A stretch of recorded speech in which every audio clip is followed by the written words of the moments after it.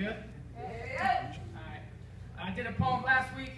I'm going to do the same one this week just because I didn't like my delivery. So I'm going to do it one more time. Hope y'all don't mind. Alright, here we go. These dark days we living in got a person like me questioning what direction the world is headed in. See, for the longest, the clouds is what my head was in. But it didn't take long for reality to settle in. Now I see what a mess I'm in. Got 400 friends on Facebook, but not a soul that I could confess a sin or get me out this funk I'm in. But it's all good. I keep my head up like Tupac said.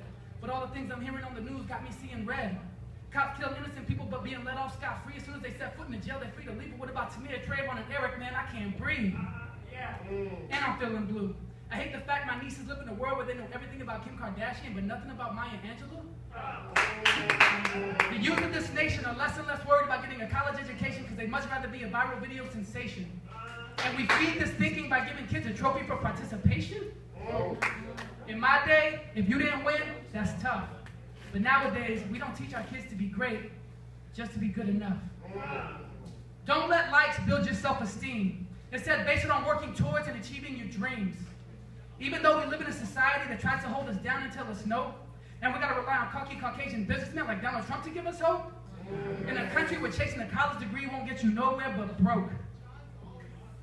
And they say that everybody in this country is equal, but 99% of the money is controlled by 1% of the people. Now you see, in my opinion, no one in this country should be homeless or hopeless. And what this country should be is warless and debtless. But the people who are driving this ship are driving it recklessly. So what can I do?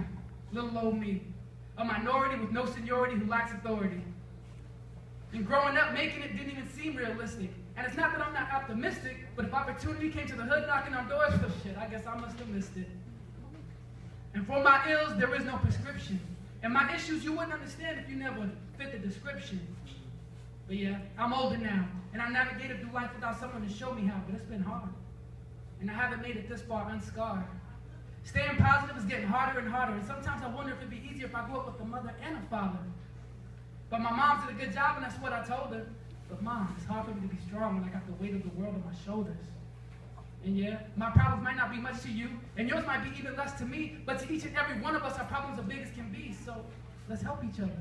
Look out for one another. Instead of liking a stranger's pictures and idolizing reading their posts like it's scripture, pick up your phone. Call a friend or fan, someone you know is hurting, and let them know you give a damn. Because this world could be cold and awfully lonesome, and you could be the one to make it warm and great for someone. That's the power we all have, so use it wisely. Let's rely less on Xanax, Prozac, and therapy, and more on family, friends, and camaraderie. Forget about diamonds, gold, and silver. Let love be the most valuable commodity. Let's start looking people in the eye when we pass, since when did being neighborly become such an oddity? Let's start looking up and stop looking down. Pay less attention to the people who are on your phone and more to those who are around. Because in the end, those are the ones that matter, and that's a fact. So forget about your IG, FB, and Snapchat. Life's all about the people you need the most. When you holler, you know they'll holler back. I know you heard this message before from someone besides me, probably expressed a little differently, but it doesn't take away from the importance of the message or its validity. We're more connected now than we used to be, and have more ways to communicate than ever in history. So then why is depression and suicide on the rise? This, can you riddle me? Technology is great, and we have so much, but your iPhone, laptop, and computer can never replace the human touch. This you should never forget.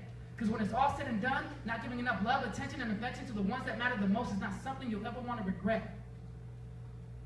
This is my message. Many may choose to denounce it, but for those of you that don't, consider this a public service announcement. Thank you.